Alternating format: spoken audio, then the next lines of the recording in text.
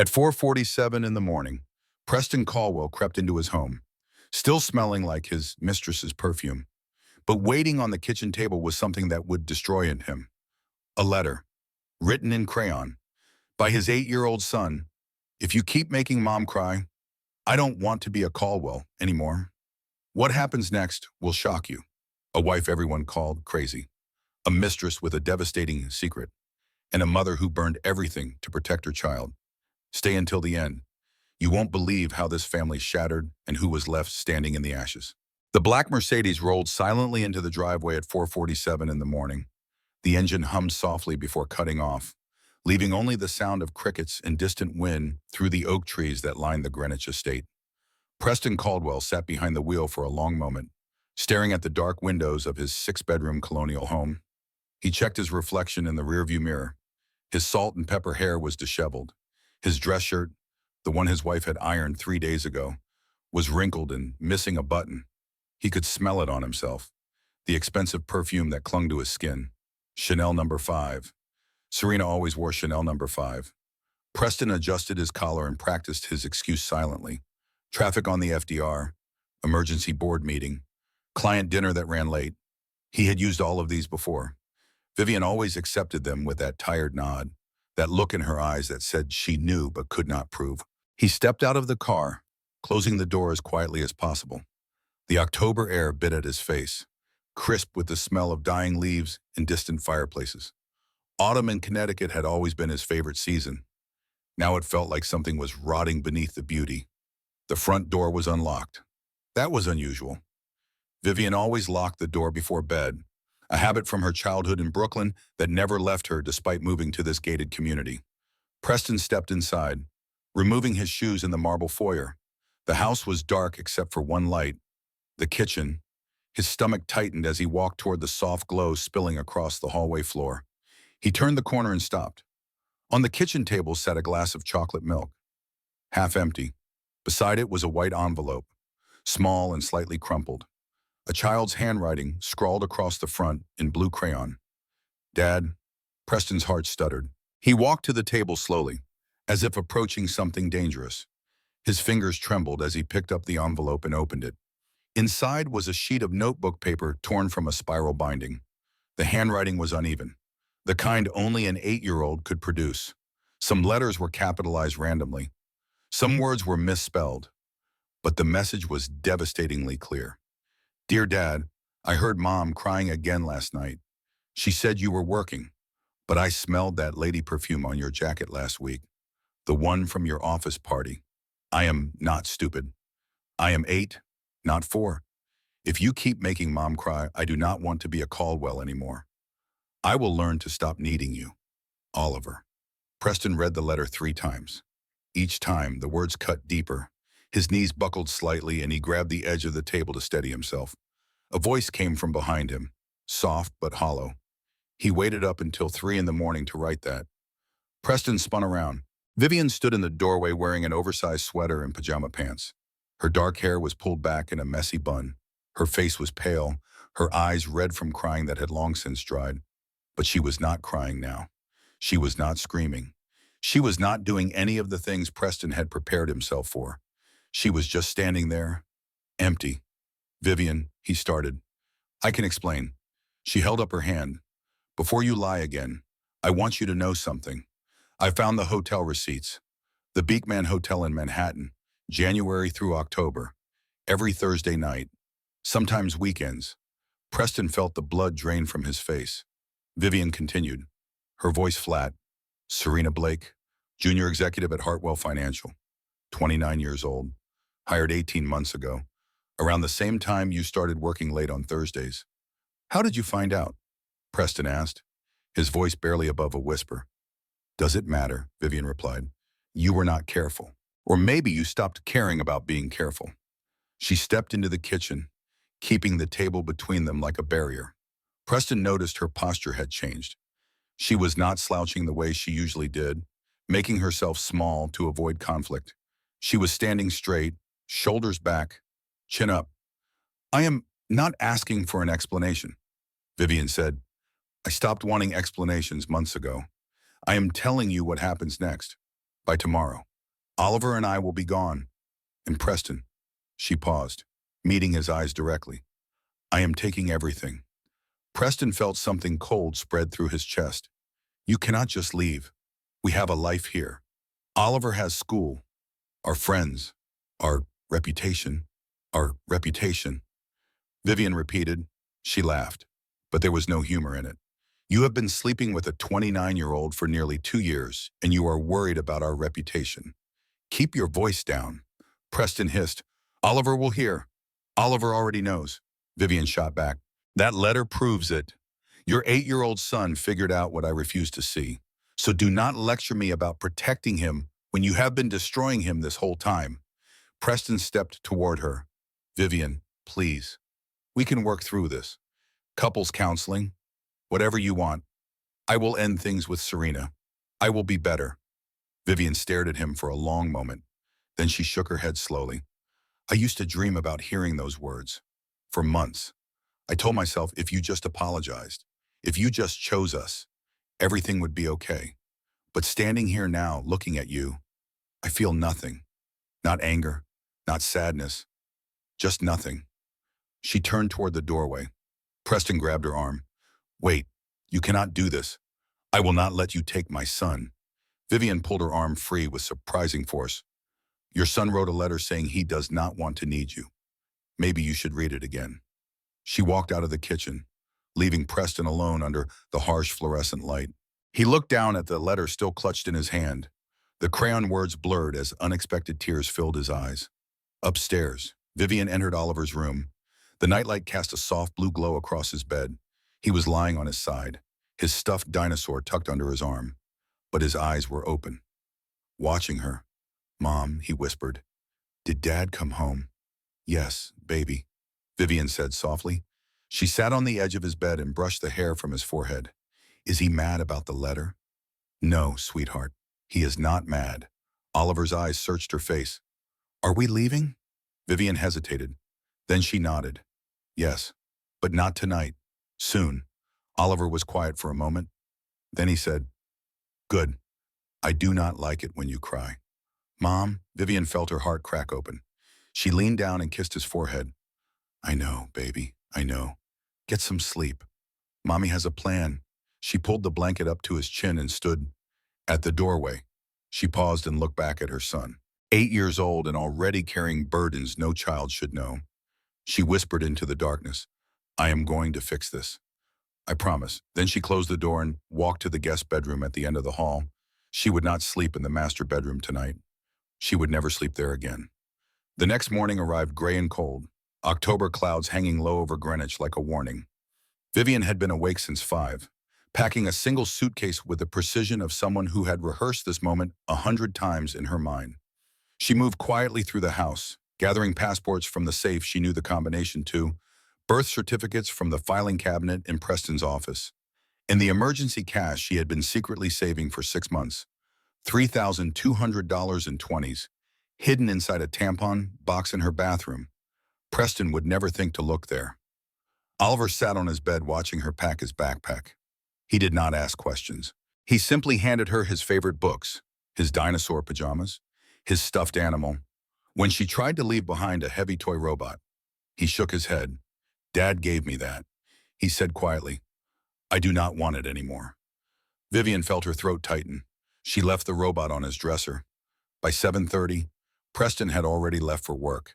He had tried to talk to her before leaving, standing in the kitchen doorway with his briefcase and his perfectly pressed suit, looking like nothing had happened. We will discuss this tonight, he had said, like adults. Vivian had not responded. She simply poured Oliver's cereal and waited for the sound of the Mercedes pulling away. Now, 3 hours later, she was loading the last bag into her Honda Civic when her phone rang. Marcus Webb. The screen read. She answered immediately. I am on my way to you, Tia, she said. Good, her brother replied. I cleared my afternoon. Park in the garage when you get here, just in case.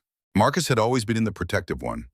7 years older than Vivian, he had practically raised her after their parents' accident when she was 12. He became a detective with the NYPD, then left the force 3 years ago to start his own private investigation firm in Brooklyn. He had never liked Preston. Now Vivian understood why. The drive to Brooklyn took almost 2 hours with traffic. Oliver slept in the back seat, exhausted from a night of broken rest. Vivian used the quiet to think, to plan, to push down the terror that kept rising in her chest. She was doing this. She was actually doing this. Marcus met her in the parking garage beneath his building. He was tall like their father had been, with the same serious eyes and strong jaw. He hugged her without speaking, then lifted Oliver, still half asleep, and carried him upstairs. His apartment was small but clean. 2 bedrooms, 1 bathroom, a kitchen that overlooked a brick wall. To Vivian, it looked like freedom. "Tell me everything," Marcus said once Oliver was settled on the couch with cartoons. Vivian told him, the hotel receipts, the perfume on Preston's clothes, the late nights that became entire weekends. Serena Blake's name appearing on his credit card statements at restaurants Vivian had never been to. And finally, Oliver's letter. Marcus listened without interrupting. When she finished, he leaned back in his chair and exhaled slowly. "You should have called me months ago." "I know," Vivian admitted. "I wanted to be sure. I needed proof." "You have proof. Hotel receipts, credit card statements. That is enough for any divorce court in the country." "But Preston has connections," Vivian said. "His family has been in Greenwich for 3 generations. His mother sits on every charity board in the county. If this gets ugly, they will destroy me." Marcus shook his head. "You are thinking like a victim." "Viv, stop it. You have evidence. You have grounds. You have rights." She nodded slowly, feeling something loosen in her chest. "Okay, widow, what do I do first?" Marcus pulled out his phone. "I know a family law attorney, Margaret Foster. She is one of the best in Connecticut. Let me call her." 20 minutes later, Vivian was on a video call with Margaret Foster, a sharp-eyed woman in her 50s with silver-streaked hair and a no-nonsense expression. She listened to Vivian's story, reviewed the documents Vivian had brought, and nodded thoughtfully. "Mrs. Caldwell," she said finally, "with this evidence, you will get primary custody easily. Preston does not stand a chance. The hotel receipts alone show a pattern of infidelity and dishonesty. Any judge will see through him." Vivian felt tears spring to her eyes. Really, I have handled dozens of cases like this. Trust me, we will file next week. By Christmas, you will have your life back." For the first time in 2 years, Vivian felt hope. Real, tangible hope. She thanked Margaret Foster profusely, ended the call, and turned to Marcus with a smile. "I am going to be okay," she said. Marcus smiled back. "Yes, you are." That hope lasted exactly 4 hours. At 6:45 in the evening, Vivian's phone rang. Margaret Foster's name appeared on the screen. Vivian answered cheerfully. "Mrs. Foster, thank you again for taking my case. I was thinking about the timeline you mentioned and—" "Mrs. Caldwell," Margaret interrupted. Her voice was different now. Tight, strained. "I am sorry. I have to drop your case." Vivian blinked. "What? Why? I cannot say. I am truly sorry." The line went dead. Vivian stared at her phone. She called back immediately. Voicemail. She tried again. Voicemail. On the 3rd attempt, a recorded message informed her that this number was no longer accepting calls. She looked at Marcus, panic rising. "What just happened?" "I do not know," he said, already typing on his laptop. "Give me a minute." Over the next hour, Vivian called 6 more family law attorneys. 3 did not answer. 2 listened to her situation, then politely declined. The 6th, a younger lawyer who seemed sympathetic at first, finally whispered the truth. "Mrs. Caldwell, I want to help you. I really do. But the Caldwell family has connections I cannot fight. No one in the tri-state area will touch this case. I am sorry." Vivian hung up and sat in stunned silence. Preston had moved faster than she anticipated. He was already blocking her access to legal help, building walls around her escape routes before she even knew they existed. Then her phone buzzed with a text from an unknown number. She opened it and felt the blood freeze in her veins. It was a photograph. Vivian and Oliver walking into Marcus's apartment building.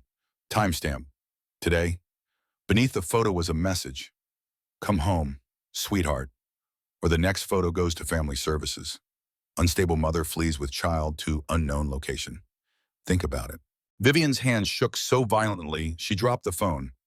Marcus picked it up, read the message, and his face went pale. He is watching you, Marcus said quietly. He has been watching you. Vivian looked at her son on the couch, still absorbed in cartoons, blissfully unaware that his father was hunting them. What do I do? She whispered. Marcus did not have an answer. That night, Vivian lay awake on Marcus's couch, staring at the ceiling. Oliver slept peacefully beside her, his small hand clutching her sleeve. She had failed. In less than 12 hours, she had gone from freedom to trapped. Preston had won before she even started fighting. At 2 in the morning, her phone buzzed again. Another message from the unknown number. I am waiting. Vivian closed her eyes and made the hardest decision of her life. The next morning, she drove back to Greenwich. Preston was standing in the driveway when Vivian pulled up. He wore a cashmere sweater and khaki pants, the picture of suburban elegance.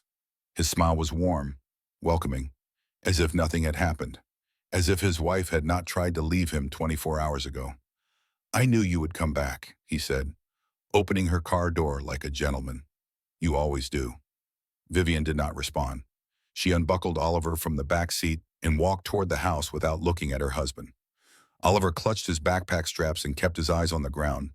Inside, the house smelled like fresh flowers. A massive arrangement of white roses sat on the foyer table. Vivian had not ordered them. I had them delivered this morning, Preston said, following her inside. For you, a peace offering. Vivian stared at the flowers. They were beautiful. They were also a message. I am in control. I decide when there is peace. She climbed the stairs without acknowledging them. Over the following days, Preston's behavior shifted in ways that terrified Vivian more than his anger ever could. He did not yell. He did not threaten. He did not mention the affair or the letter or her attempted escape. Instead, he became the perfect husband. He brought her coffee in bed. He helped Oliver with homework. He suggested family dinners at their favorite restaurant in town, where he held Vivian's hand across the table and smiled at their son. At night, he kissed her forehead before turning off the light. I love you, he whispered. We are going to get through this. Vivian lay rigid beside him, counting the seconds until his breathing slowed into sleep. Then she would slip out of bed, go to the bathroom, and stand at the sink, staring at her reflection. Who was she becoming? Who had she already become? The gaslighting started subtly, a casual comment to the neighbors about Vivian being stressed lately, a concerned conversation with Oliver's teacher about changes in his behavior at home, a phone call to her doctor requesting her medical records from 7 years ago. When she had struggled with postpartum depression after Oliver's birth, I am just worried about her. Preston told anyone who would listen, she has been so anxious. I think it might be coming back. Within 2 weeks, the entire community believed Vivian Caldwell was having a mental health crisis. People looked at her differently at the grocery store. Other mothers whispered when she dropped Oliver at school. Her own neighbors asked if she needed help carrying groceries, their voices dripping with false concern. Preston had built a narrative, and Vivian was watching herself disappear into it. The charity gala at Greenwich Country Club arrived on the third Saturday of October. It was the social event of the season, a fundraiser for the local children's hospital.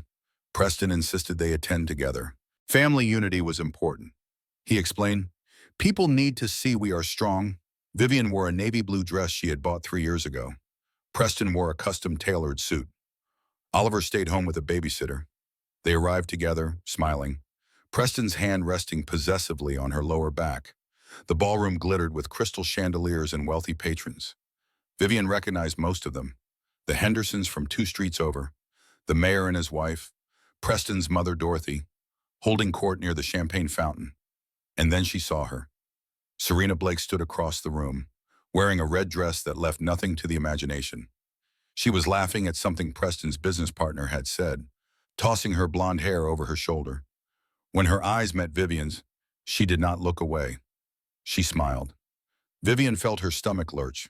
She excused herself and walked quickly toward the restroom, pushing through the crowd of designer gowns and expensive cologne. She needed air. She needed to not be in the same room as that woman. But Serena followed. Mrs. Caldwell. Her voice echoed off the marble walls of the empty bathroom. Vivian turned to find Serena leaning against the doorframe, arms crossed, eyes cold. I have heard so much about you, Serena continued.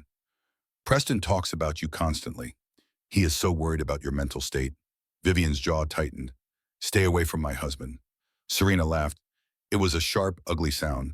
Your husband, sweetie, he has not been yours for 2 years. I am just waiting for the paperwork.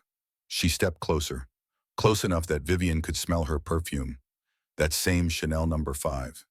You know the funny thing, Serena said softly. He tells me everything about your anxiety, your depression, your little escape attempt last week. He said you ran off to your brother's apartment like a scared child. Vivian's hands trembled. Get away from me. Serena smiled. I will leave when I am ready. And Mrs. Caldwell, a piece of advice. Stop fighting. You already lost. He chose me. Now all you are doing is embarrassing yourself. She turned and walked out, her heels clicking against the marble floor. Vivian gripped the edge of the sink, fighting the urge to scream. Her reflection stared back at her, and pale and shaking. She wanted to cry. She wanted to run. She wanted to claw Serena's perfect face off. Instead, she splashed cold water on her cheeks, straightened her dress, and walked back out into the ballroom. Preston was waiting for her, 2 champagne glasses in hand. There you are, he said warmly. I was getting worried. She took the glass and forced a smile. I am fine, Cecily. But that night, when they returned home, Oliver was waiting in the living room. The babysitter had already left. He sat on the couch in his pajamas, his face serious. Mom, he said quietly, why does Dad smile at that lady from his office the way he used to smile at you? Vivian froze. Preston, already halfway up the stairs, stopped mid-step. What lady? Preston asked, his voice too casual. The blonde one, Oliver said. I saw her at your office party. She was there tonight. I saw her from the window when you got out of the car. Vivian looked at her son, this 8-year-old boy who saw everything adults tried to hide. His eyes were asking a question he already knew the answer to. She knelt beside him and took his hands. That lady is just someone Dad works with. Sweetheart. Nothing more. Oliver stared at her for a long moment. Then he nodded slowly. Okay, Mom. But they both knew she was lying. That night, after Oliver was asleep and Preston was snoring in the master bedroom, Vivian sat at the kitchen table with her laptop open. She typed into the search bar, how to gather evidence for divorce without an attorney. She was done being helpless. She was going to fight alone if she had to, and this time she would not fail. Vivian met Marcus in secret 4 days later at a diner in Stamford, far enough from Greenwich that no one would recognize her. She wore sunglasses and a baseball cap, feeling ridiculous but necessary. You look like a spy in a bad movie, Marcus said, sliding into the booth across from her. I feel like one, she admitted. Preston has me watched. I am sure of it. He knew about my trip to Brooklyn within hours. Marcus nodded. That is because you were not thinking like someone under surveillance. You used your own car. You drove directly to my building. You left a trail a child could follow. Vivian winced. So what do I do differently? Marcus leaned forward. First, you stop thinking like a victim. You are not running anymore. You are hunting. There is a difference. Over the next 2 hours, Marcus taught her everything.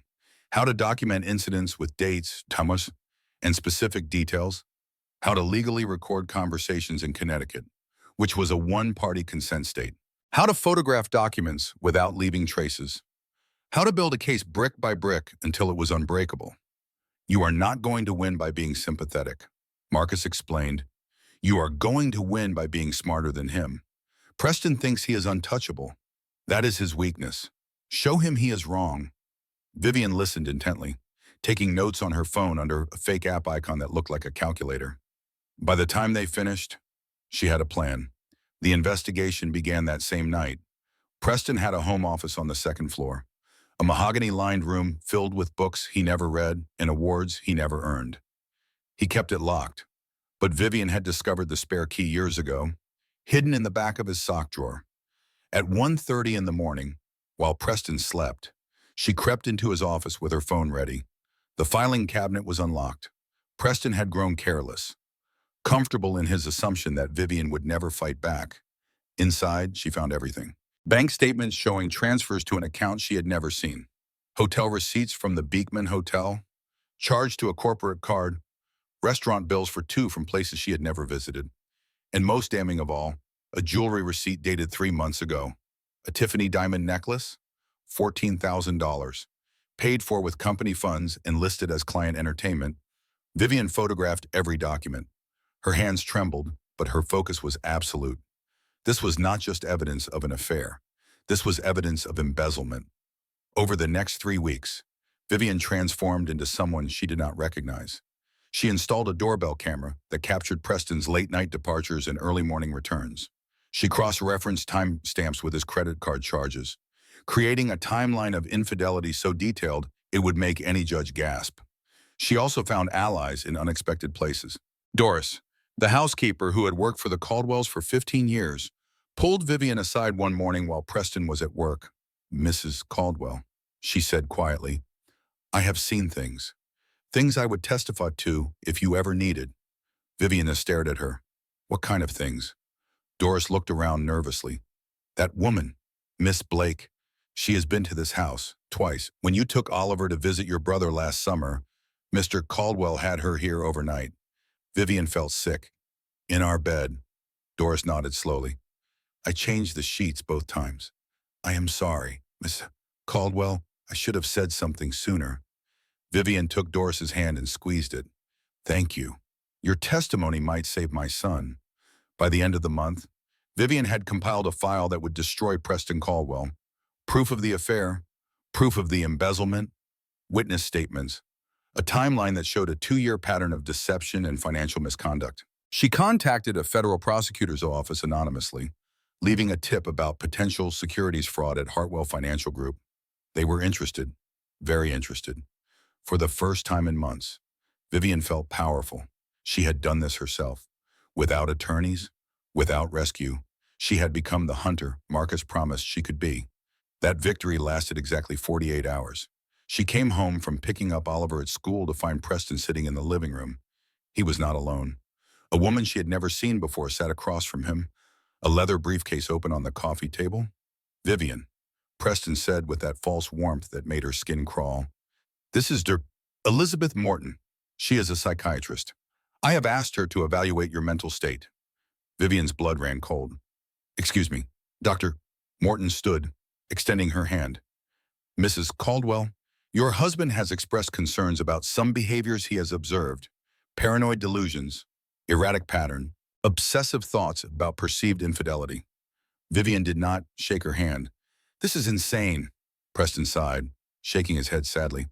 "Sweetheart, I found the files, the photographs of me, the financial documents you have been hoarding. Dr. Morton agrees it is concerning behavior." Vivian felt the room tilt. "You went through my things. I was worried about you," Preston said. He gestured toward the coffee table. On it sat her laptop, open to her hidden folder. Every document, every photograph, every piece of evidence she had spent weeks collecting. He had found it all. "Mrs. Caldwell," Dr. Morton said gently, "your husband wants to help you. These obsessive behaviors, the surveillance, the secret meetings with your brother, they suggest a pattern that requires professional attention." Vivian looked at Preston, at the triumph barely hidden behind his concerned expression. He had turned her evidence into proof of her instability. He had made her investigation look like paranoid delusion, and now he was going to use it to take Oliver. "One more thing," Preston said casually. "I filed an emergency petition this morning. Given your mental state, I have requested temporary custody of our son, for his safety." The room spun. Vivian grabbed the back of a chair to steady herself. Dr. Morton smiled sympathetically. "Perhaps we should schedule an evaluation. Tomorrow morning would work for me." Vivian said nothing. She could not speak. Everything she had built, every weapon she had gathered, had been stripped away and turned against her. Preston walked past her, patting her shoulder. "Get some rest. Sweetheart, you look exhausted." She stood frozen in the living room long after they left, staring at the laptop that had betrayed her. She had been so close, and now she was falling. The family courthouse in Stamford was a modern building of glass and steel, designed to look welcoming and fair. To Vivian, it looked like a slaughterhouse. She had not slept in 3 days. Morton's psychiatric evaluation had been humiliating. A 2-hour session where every answer Vivian gave was twisted into evidence of paranoia. When she mentioned Preston's affair, Dr. Morton noted delusional jealousy. When she described the surveillance she had conducted, Dr. Morton wrote obsessive monitoring behaviors. When she tried to explain about the embezzlement, Dr. Morton simply shook her head and said, "You see conspiracies everywhere, do you not?" Now she sat in a wooden chair outside courtroom 4, waiting for her name to be called. She had managed to find a legal aid attorney, a young woman named Sarah, who had barely practiced for 2 years. Sarah sat beside her, reviewing documents with increasing concern. "They have Dr. Morton's evaluation," Sarah said quietly. "They have witness statements from your neighbors about erratic behavior. They have your own investigation files, which they are framing as stalking. Vivian, I have to be honest, this does not look good." Vivian's hands shook in her lap. "Just tell me we have a chance." Sarah hesitated too long before answering. Inside the courtroom, Preston sat at the opposite table with his attorney, a silver-haired man named Richard Sullivan, who had represented Greenwich's elite for 30 years. Preston wore a somber expression, the picture of a concerned father forced into an impossible situation. The judge, a stern woman in her 60s, reviewed the documents in front of her. She looked up at Vivian with something close to pity. "Mrs. Caldwell," she began, "the evidence presented today paints a troubling picture. Dr. Morton's evaluation suggests significant mental health concerns. Your husband has provided testimony indicating erratic and potentially dangerous behavior. Multiple witnesses have corroborated his account." "Your Honor," Sarah tried to interject, "my client denies these allegations. The so-called evidence is taken out of context." The judge held up her hand. "I have reviewed the evidence. Counselor, Mrs. Caldwell admits to secretly photographing her husband, surveilling his movements, and maintaining files on his activities. Regardless of her motivations, these behaviors are concerning. He was cheating on me." Vivian blurted out, "I was gathering evidence for divorce." The judge's expression did not change. "Mrs. Caldwell, there are legal channels for addressing infidelity. Secret surveillance is not one of them." She shuffled her papers. "Based on the evidence presented, I am granting Mr. Caldwell temporary primary custody of the minor child, effective immediately." Vivian felt the words like a physical blow. "No, no, please, Mrs. Caldwell," the judge continued. "You will be permitted supervised visitation pending a full psychiatric evaluation. I strongly recommend you seek professional help." Preston bowed his head, playing the humble victor. "Thank you, Your Honor. I just want what is best for Oliver." Vivian turned to look at him, her vision blurring with tears. He met her gaze for just a moment, and she saw it. The triumph, the satisfaction, the complete and utter victory. She had lost her son. Outside the courthouse, the air was bitter cold. Vivian stood on the steps, unable to move, unable to think. Sarah touched her arm gently. "I am so sorry," Sarah said. "We can appeal. We can—" Vivian shook her head. The fight had drained out of her. A process server appeared from nowhere, pressing an envelope into Vivian's hands. "You have been served," he said, then walked away. Vivian opened the envelope with numb fingers. Inside was a notice from Greenwich Savings Bank. "All joint accounts have been frozen per order of account holder Preston Caldwell. Credit facilities terminated effective immediately." She read it 3 times before the meaning sank in. Preston had cut off her access to money. Every penny she had, every dollar she might have used to fight him, was gone. Sarah read the notice over her shoulder. "Can he do that?" "He just did," Vivian whispered. She drove back to Marcus's apartment because she had nowhere else to go. The Greenwich house was no longer hers. Oliver was no longer hers. Her entire life had been erased in a single morning. Marcus met her at the door, his face tight with concern. I am so sorry, Viv." She collapsed onto his couch, staring at the ceiling. "I lost him. Marcus, I lost my son." Before Marcus could respond, her phone rang. The caller ID showed Dorothy Caldwell, Preston's mother. Vivian answered out of habit. "Hello." Dorothy's voice was cool and detached. "Vivian, dear, I have been speaking with Preston and his attorneys. I think it is best if you do not fight this custody arrangement." Vivian sat up slowly. "What? You clearly need help." Dorothy continued. "Preston told me about your episode, the paranoia, the stalking. Perhaps some time in a facility would do you good. I have already spoken with the family attorney about annulment options. A clean break would be better for everyone, especially Oliver." "Dorothy, wait," Vivian said, her voice cracking. I am not crazy. Your son is lying to you. He has been having an affair for 2 years. He is stealing from his company. Everything he told you is a lie. There was a pause, then Dorothy sighed. This is exactly what Preston warned me about. These delusions. I will pray for you. Vivian, I truly will. The line went dead. Vivian dropped the phone and sat perfectly still. The Caldwell family had turned against her completely. Preston had not just taken her son and her money. He had taken her identity, her reputation, her sanity. He had erased her from her own life. She looked at Marcus, and for the first time since this nightmare began, she felt something inside her break. He wins, she said, her voice hollow. He always wins. Marcus knelt beside her. Viv, look at me. She did not respond. She could not. Viv, Marcus said again more firmly, he did not take the evidence I backed up.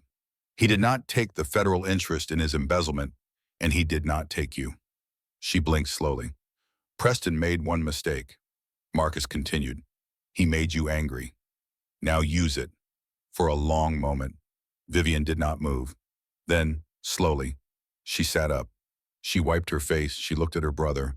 Tell me everything about Serena Blake, she said, and something in her eyes had changed. The next morning, Vivian woke with a clarity she had not felt in months. The despair was still there, lurking beneath the surface. But something else had risen above it. Purpose, determination, rage, channeled into focus. She sat at Marcus's kitchen table with a legal pad and a pen. Marcus handed her coffee and pulled up a chair. I have been doing some digging, he said. Serena Blake is not who she claims to be. Vivian looked up. What do you mean? Marcus opened his laptop and turned it toward her. I tracked her employment history. Before Hartwell Financial, she worked at 3 other investment firms. At each one, she had relationships with married senior executives. At each one, she left suddenly within 2 years. So she has a pattern. Vivian said, it gets better. Marcus clicked through several documents. At her second company, she received a $200,000 consulting fee upon departure. No services rendered, no project documentation, just a lump sum payment processed 3 days after the CEO's wife filed for divorce. Vivian's eyes widened. She was paid off. She is not a mistress. Marcus said, she is a predator. She targets wealthy married men, destroys their marriages, bleeds them dry, and moves on. Do we have proof? Marcus smiled. We have a witness. Her name is Catherine Marshall. She lives in Philadelphia now. She was married to Serena's second target. She has documentation, NDAs, payment records, the whole picture, and she's willing to talk. 3 days later, Vivian drove to Philadelphia. She met Catherine Marshall at a coffee shop near Rittenhouse Square. Catherine was in her late 40s, elegantly dressed but with haunted eyes. She looked like a woman who had survived something terrible. I did not think anyone would ever reach out, Catherine said, stirring her tea. When I tried to warn people about Serena, everyone thought I was crazy. The jealous ex-wife making accusations. Vivian nodded. I know the feeling. Catherine reached into her purse and pulled out a folder. This is everything. The NDA my ex-husband signed, the wire transfer receipts, emails between Serena and his business partner discussing how to isolate me. She destroyed my marriage methodically, then walked away with enough money to do it again. Vivian took the folder with trembling hands. Why are you giving this to me? Catherine looked at her steadily. Because she needs to be stopped. And because you deserve to know you are not alone. Back in New York, Marcus had been working the federal angle, the prosecutor's office, despite knowing Vivian was the source of the original tip, was still investigating Preston's financial irregularities. The Tiffany necklace was just the beginning. There were trips to Miami charged to client accounts, hotel suites in the Hamptons listed as conference expenses, thousands of dollars in gifts for Serena, all buried under fake line items. They are building a case, Marcus reported. Preston does not know it yet, but the walls are closing in. But Vivian knew evidence was not enough. She needed allies, not just attorneys. She needed to turn Preston's support system against him. That meant Dorothy Caldwell. Requesting a meeting with Preston's mother felt like walking into a lion's den. But Vivian knew Dorothy was the key. She controlled the family reputation. She commanded respect in Greenwich society. If Dorothy turned on Preston, his entire world would collapse. They met at a tea room in Greenwich. A quiet establishment with white tablecloths and silver teaspoons. Dorothy arrived in a Chanel suit, her silver hair perfectly coiffed. She looked at Vivian with thinly veiled disdain. "I agreed to this meeting out of courtesy," Dorothy said. "But I warn you, Vivian, I will not tolerate more paranoid accusations." Vivian placed a folder on the table between them. "Then let me show you something that requires no interpretation." She opened the folder and spread the contents across the white linen. Photographs of Preston and Serena at the Beekman Hotel.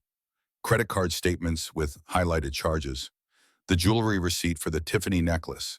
Catherine Marshall's documentation of Serena's pattern. And finally, Oliver's letter. Dorothy stared at the papers, her expression shifting from dismissal to confusion to something Vivian had never seen on her face before. Horror. "This woman," Vivian said quietly. "Serena Blake. She has done this to 3 other families. She targets wealthy married men, destroys their marriages, and walks away with payments. Your son has been giving her company money, Dorothy. He has been stealing from his own firm to fund an affair." Dorothy picked up the jewelry receipt with shaking hands. $14,000.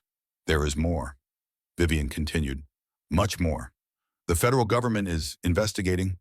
Preston is going to be exposed. And when he is, everything the Caldwell name stands for will be dragged through the mud." Dorothy looked up, her face pale. "Why are you showing me this?" "Because I am not unstable," Vivian said firmly. "I am not paranoid. Your son filed a false psychiatric evaluation to take my child. He has been lying to you for years. And his mistress has already done this to 3 other families." She leaned forward. "I am the only one telling you the truth. Dorothy, well, the question is what you are going to do with it." For a long moment, Dorothy said nothing. Then she picked up Oliver's letter and read it slowly. Her eyes glistened. "That woman has been to my house," she finally said, her voice barely a whisper. "Preston introduced her as a colleague. She came to my birthday dinner. She was there to size you up," Vivian said, "to learn your weaknesses. That is what she does." Dorothy set down the letter and looked at Vivian with an expression that had completely transformed. It was no longer disdain. It was something closer to respect. "What do you need from me?" Dorothy asked. Vivian felt a spark of hope ignite in her chest. "Access," she said. "Access to the charity gala next month. I want to expose Serena in front of everyone Preston cares about." Dorothy nodded slowly. Then she picked up her phone and made a call. "Charles," she said, "it is Dorothy. I need you to look into something for me and cancel that annulment consultation." She met Vivian's eyes as she spoke. "I believe I have been misled." The Greenwich Country Club had been transformed for the annual autumn gala. Crystal chandeliers cast warm light across tables draped in burgundy silk. A string quartet played softly in the corner. 200 of Connecticut's wealthiest residents mingled beneath arrangements of autumn leaves and white roses. Vivian stood at the entrance, her heart pounding so hard she could feel it in her throat. She wore a black dress, simple but elegant, borrowed from Marcus's girlfriend, who was roughly her size. Her hair was down for the first time in months. She looked like a woman who belonged here. She did not feel like one. Dorothy had arranged everything: the invitation, the access, the seating arrangements that would put Preston directly in Vivian's line of sight. All that remained was execution. "Are you ready?" Marcus asked quietly. He stood beside her in a rented tuxedo, looking uncomfortable but determined. "No," Vivian admitted, "but I am doing it anyway." They entered the ballroom together. Heads turned. Whispers rippled through the crowd. Vivian ignored them all, scanning the room until she found her target. Preston stood near the bar with Serena at his side. They were laughing at something his business partner had said, looking every inch the golden couple. When Preston saw Vivian, his smile froze. Well, he crossed the room quickly, intercepting her before she could get far. "What are you doing here?" he hissed. "You are not supposed to be at events like this." Vivian looked at him calmly. "I was invited." "By whom? Your mother?" Preston's face went pale. "That is not possible." Vivian smiled. "Ask her yourself." She stepped around him and walked directly towards Serena, who watched her approach with barely concealed amusement. "Mrs. Caldwell," Serena said, her voice carrying just enough to draw attention from nearby guests. "Still fighting?" "I see. No," Vivian replied. "I am done fighting. I am just here to introduce you to some people." The crowd had begun to notice the confrontation. Conversations died. champagne glasses lowered. All eyes turned toward the two women facing each other in the center of the ballroom. Vivian raised her voice, not shouting, but clear enough to carry. Everyone, she said, oh my dad. I would like you to meet Serena Blake, junior executive at Hartwell Financial, and for the past 2 years, my husband's mistress. A collective gasp rippled through the room. Preston pushed forward, his face red with fury. This is ridiculous, he sputtered. Vivian is clearly having another episode. Someone please. But Vivian was not finished. She gestured toward the entrance, where 3 women had just appeared. Catherine Marshall from Philadelphia, and 2 others, women Marcus had tracked down over the past week. All of them had the same haunted eyes. All of them had been destroyed by the same predator. These women all have something in common, Vivian announced. They were all married to successful men. Men who met Serena Blake. Men who lost everything after she moved on. Catherine stepped forward, her voice steady despite her trembling hands. She is a con artist, Catherine said loudly. She targets married executives, destroys their marriages, bleeds them dry, and moves to the next one. I have documentation, NDAs, payment records. She did this to my family. She will do it to yours. The second woman spoke up. I lost my home because of her. My children lost their college funds. The third, she took everything, and no one believed me. Phones emerged from pockets and purses. People were recording. The whispers had become a roar. Serena's perfect composure finally cracked. Her face went white, then red. She tried to push past Vivian, but the crowd had pressed closer, blocking her path. This is slander, Serena shouted. I will sue all of you. Vivian stepped directly into her space, close enough to smell that familiar perfume. Go ahead, Vivian said quietly.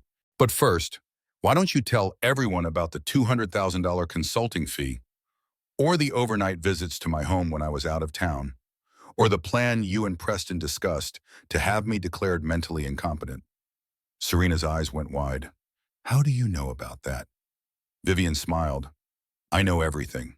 Preston grabbed Vivian's arm. That is enough. You need to leave. Now. Vivian pulled free and faced him directly. Her voice carried across the silent room. You thought you could erase me, she said. You forgot. I am Oliver's mother. I will burn everything you love to protect him. Preston staggered backward as if she had struck him. Dorothy Caldwell stepped forward from the crowd. She looked at her son with an expression Vivian had never seen before. Disgust. Preston, Dorothy said coldly, I think you need to explain yourself. Mother, Preston stammered. This is all lies. Vivian is unstable. You know that. Dorothy shook her head slowly. I know nothing of the sort.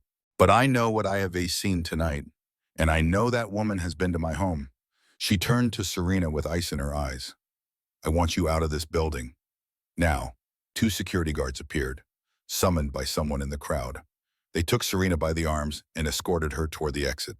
Her protests echoed off the walls until the doors closed behind her. The room was silent. Preston stood alone in the center, surrounded by people who had once respected him, now staring at him like they were seeing a stranger. Vivian turned to leave. Marcus fell into step beside her. That was incredible. She did not answer. Her hands were shaking. Her heart was racing. But somewhere deep inside, a weight had lifted. She had done it. Not Marcus, not Dorothy, not attorneys or courts or anyone else. As they reached the exit, she heard Dorothy's voice rising behind her. Charles, call the family attorney. We need to discuss my son's future. Vivian stepped out into the cold October night and breathed deeply for the first time in months. It was not over yet, but for the first time, she was winning. The aftermath of the charity gala spread through Greenwich like wildfire. By morning, the videos were everywhere. Social media, local news, even a brief mention on a Manhattan gossip site that specialized in Wall Street scandals. Preston Caldwell's perfect life was unraveling thread by thread. Vivian learned the details from Marcus, who had contacts at Hartwell Financial. The Monday after the gala, federal investigators arrived at the company headquarters. They carried boxes of documents into a conference room and did not leave for 7 hours. Preston was placed on administrative leave pending the investigation. His corporate credit cards were frozen. His office was searched. His colleagues, the same people who had once competed for his approval, now avoided eye contact in the hallways. By Wednesday, the board had seen enough. They terminated his employment effective immediately, citing gross misconduct and potential criminal liability. 30 years of climbing the corporate ladder, erased in 72 hours. But for Vivian, the most important battle was still being fought. She filed an emergency motion to reverse the custody decision, presenting new evidence that Dr. Elizabeth Morton's psychiatric evaluation had been compromised. Marcus had discovered that Dr. Morton had a history of providing favorable assessments for wealthy clients facing custody disputes. 3 complaints had been filed against her with the medical board. 2 other evaluations she had conducted were currently under review. The family court judge, presented with this information alongside the growing mountain of evidence against Preston, agreed to an expedited hearing. Vivian sat in the same wooden chair where she had lost everything 3 weeks earlier. But this time, Sarah sat beside her with confidence instead of concern. This time, the evidence was on their side. Preston arrived with only an attorney. But something had changed. The arrogance was gone. He looked smaller somehow, diminished, like a man watching his reflection fade. The judge reviewed the new filings silently. When she finally spoke, her voice was measured but firm. "Mr. Caldwell," she said, "this court does not look kindly on manipulation of psychiatric professionals, nor does it tolerate financial abuse of a spouse or fraudulent testimony. The previous evaluation has been invalidated. The witness statements supporting your case have been recanted, and your own employer has terminated you for conduct that speaks directly to your character. Your Honor." Preston's attorney started. The judge raised her hand. "I am not finished." She looked directly at Preston. "You presented yourself as a concerned father forced to protect his child from an unstable mother. The evidence now suggests you manufactured that instability. You weaponized the legal system against your wife, and you did so while engaged in an extramarital affair and embezzling from your own company." She signed a document in front of her. "Temporary custody is hereby returned to Mrs. Vivian Caldwell, effective immediately. Mr. Caldwell is prohibited from unsupervised contact with the minor child pending a full review of his fitness as a parent." Preston's face collapsed. "Your Honor, please, he is my son. He is also the child you traumatized."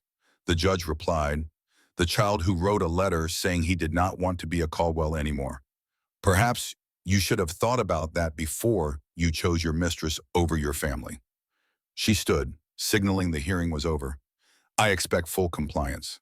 Mr. Caldwell, any violation will result in immediate consequences." The bailiff led them out. In the hallway, Preston tried to approach Vivian. "Vivian, wait, we can talk about this. I made mistakes, but..." Vivian turned to face him. Her expression was calm, almost peaceful. "You did not make mistakes. Preston, you made choices. Every late night, every lie, every dollar you stole, every attempt to destroy me. Those were choices. Now you get to live with them." She walked away before he could respond. Outside, Marcus was waiting with his car. Beside him stood Dorothy Caldwell. Vivian froze. "Mrs. Caldwell, I was not expecting you." Dorothy's face was different than it had been at the tea room. Softer, older. She looked like a woman who had been forced to see something she had spent years ignoring. "I wanted to apologize," Dorothy said, "for not believing you, for trusting my son when I should have trusted my instincts." She paused. "And for the things I said about you needing a facility." Vivian nodded slowly. "Thank you. That means something." Dorothy reached into her purse and withdrew an envelope. "I have established a college fund for Oliver. It is in his name alone. Neither you nor Preston can touch it. That boy deserves better than what my family put him through." Vivian took the envelope with trembling hands. "You did not have to do that." "I know," Dorothy said. "I wanted to." She turned and walked toward a waiting town car. At the door, she paused. "Vivian, be good to that boy. He is special." "I will," Vivian promised. "I will." Marcus drove her to the group home where Oliver had been placed during the custody dispute. It was a modest building on a quiet street, nothing like the Greenwich estate, but infinitely warmer. When Vivian walked through the front door, Oliver was waiting in the common room. He looked up and saw her, and his face transformed. "Mom," he ran across the room and crashed into her arms. She held him so tightly she could feel his heartbeat against her chest. "I missed you," he said, his voice muffled against her shoulder. I missed you too, baby. So much. She pulled back and cupped his face in her hands. His eyes were wet, but he was smiling. Are we going home? He asked. We are going somewhere better, she promised. Somewhere new. Somewhere that is just ours. Oliver nodded. His small hand found hers and squeezed. I am glad you came back, he whispered. I knew you would. Vivian felt tears streaming down her face. She did not try to hide them. I never left, she said. Not really.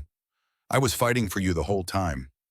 They walked out together, mother and son, into the cold November sunlight. For the first time in years, Vivian could see the future. And it was bright. Vivian and Oliver stayed at Marcus's apartment while she searched for a place of their own.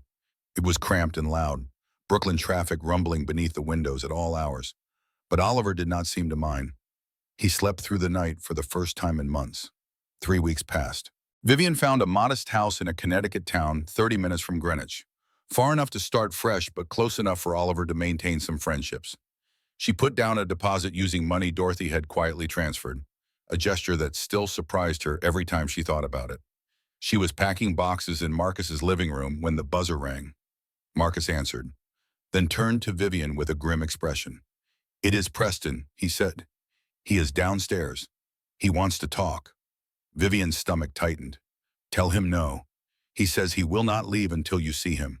Oliver was at the kitchen table, working on homework. He looked up with wide eyes. Dad is here. Vivian knelt beside him. Yes, sweetheart, but you do not have to see him. I am going to talk to him outside. Stay here with Uncle Marcus, okay? Oliver nodded slowly. Be careful. Mom. She kissed his forehead. Always. She took the elevator down alone. Her heart pounded with each descending floor. She had imagined this moment 100 times. What she would say, how she would feel. Now that it was here, she felt strangely calm. Preston stood in the building lobby, looking nothing like the man she had married. His suit was wrinkled. He had not shaved. There were dark circles under his eyes that spoke of sleepless nights and crushing defeat. Vivian, he said when he saw her. Thank you for coming down. She kept her distance, staying near the elevator doors. What do you want? Preston. He spread his hands helplessly. I want to see my son. I want to explain. Explain what? Vivian interrupted. That you cheated on me for 2 years. That you tried to have me declared insane. That you stole from your own company to buy jewelry for your mistress. What part of that needs explanation? Preston winced. I made mistakes. You made choices. Vivian corrected. The same thing the judge said. The same thing everyone says now. He stepped closer. I know. I know I was wrong. But Oliver is my son too. He needs a father. Vivian studied him. For a moment, she almost felt pity. This man who had once seemed so powerful, so untouchable, now stood before her begging for scraps of the life he had thrown away. But pity was a luxury she could not afford. Do you know what Oliver said to me last week? She asked quietly. Preston shook his head. He said he was glad you were not coming to his school play. He said it was easier to breathe when you were not around. Preston's face crumpled. That is not fair. Fair, Vivian repeated. You want to talk about fair. She stepped closer, her voice dropping to a fierce whisper. You wrote a narrative where I was crazy and you were the victim. You took my child. You froze my money. You tried to erase me from my own life. You had your mother suggest I be committed, and now you want my mercy. I was scared. Preston said, I was losing everything and I panicked. I know that is not an excuse, but you are right, Vivian cut in. It is not. She was standing directly in front of him now, close enough to see the desperation in his eyes. She had spent years being afraid of this man, years second-guessing herself, years wondering if she was the problem. No more. Here is what is going to happen, she said, her voice calm and steady. You are going to accept the divorce terms my attorney sends you. You are going to plead guilty to the federal charges so Oliver does not have to watch a trial. And you are going to stay away from us until he is old enough to decide if he wants to know you. Preston stared at her. You cannot do this. I have rights. And I have every document you ever tried to hide. Vivian replied. Every photograph, every receipt, every recording. It is in the hands of people who will use it if you fight me. This is your only chance to walk away with anything left. Preston's shoulders sagged. His voice cracked. What happened to you? You were not like this before. Vivian looked at him steadily. You did. You happened to me. You spent years trying to break me. And when you almost succeeded, I had to become someone new, someone who does not break. She stepped back toward the elevator. Preston reached out. Vivian, please, I loved you once. I really did. She paused with her hand on the button. I know. I loved you too. That is what makes this so sad. The elevator doors opened. She stepped inside. Preston, she said as the doors began to close. Oliver still has your birthday cards, the ones you sent last month. I set them aside for him, someday. When he is ready, he might want to read them. Someday. But not now. The doors closed. Vivian rode up alone, watching the numbers climb. Her hands were shaking, not from fear, but from the weight of what she had just done. She had spent 10 years trying to make Preston happy, trying to be good enough, trying to hold together a family that was never whole. Now, for the first time, she had chosen herself. Marcus was waiting when the elevator opened. You okay? He asked. Vivian nodded. Yeah, I think I am. Oliver appeared in the doorway. Mom, is Dad gone? She walked over and pulled him into a hug. Yes, sweetheart. He is gone. Gone. Oliver was quiet for a moment. Then he asked, is he coming back? Vivian held him tighter. Maybe someday. When you are ready. Oliver nodded against her shoulder. Okay, I do not think I am ready yet. That is okay, Vivian whispered. Neither am I. They stood together in the doorway, mother and son, finally free of the man who had tried to destroy them. And for the first time, the future felt like something to look forward to instead of something to survive. December arrived with a soft blanket of snow across the small Connecticut town where Vivian and Oliver had built their new life. The house was modest, a 3-bedroom colonial on a quiet street with a yard just big enough for a garden. Nothing like the Greenwich estate. Nothing like the life Vivian had once believed she needed. It was perfect. 1 year had passed since the night Preston came home at dawn and found his son's letter on the kitchen table. 1 year since Vivian's world shattered and reformed into something stronger. 1 year of healing, growing, and learning to breathe without fear. The changes had come slowly at first. Then all at once, Preston pleaded guilty to reduced federal charges in March. Embezzlement, fraud, misuse of corporate funds. His attorneys negotiated aggressively, avoiding prison time in exchange for 18 months of probation, community service, and complete financial restitution to Hartwell Financial. His career was finished, his reputation destroyed. The Wall Street Journal ran a brief article about his downfall, buried on page 12, just another cautionary tale in a city full of them. He lived in a small apartment in New Jersey now. Vivian knew because Oliver occasionally asked about him. She did not hide the truth, but she did not dwell on it either. Your father made choices, she explained once. He is living with the consequences. Someday, when you are older, you can decide if you want to know him again. Oliver had nodded solemnly. I am not ready yet. I know. Baby, that is okay. Serena Blake's fate had been more dramatic. Catherine Marshall and the other victims filed a coordinated lawsuit in the summer, alleging fraud, intentional infliction of emotional distress, and racketeering. The case attracted media attention, briefly making Serena's face recognizable to anyone who followed financial news. She declared bankruptcy in September and disappeared from the East Coast entirely. Rumors said she had moved to Arizona. Vivian did not care enough to confirm. Dorothy Caldwell had surprised everyone. After the charity gala, she quietly withdrew from Greenwich social circles, selling the family estate and moving to a smaller property in Vermont. She called Vivian occasionally. Awkward conversations that never lasted more than 10 minutes, but always ended with the same words. Take care of that boy. He is what matters. The relationship would never be warm. Too much had happened, but there was something close to mutual respect. Two women who had both been deceived by the same man and survived. Vivian returned to work in the spring, taking a position with a pharmaceutical company based in Hartford. The commute was manageable.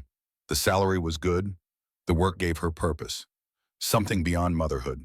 Something that was hers alone. She started therapy in April.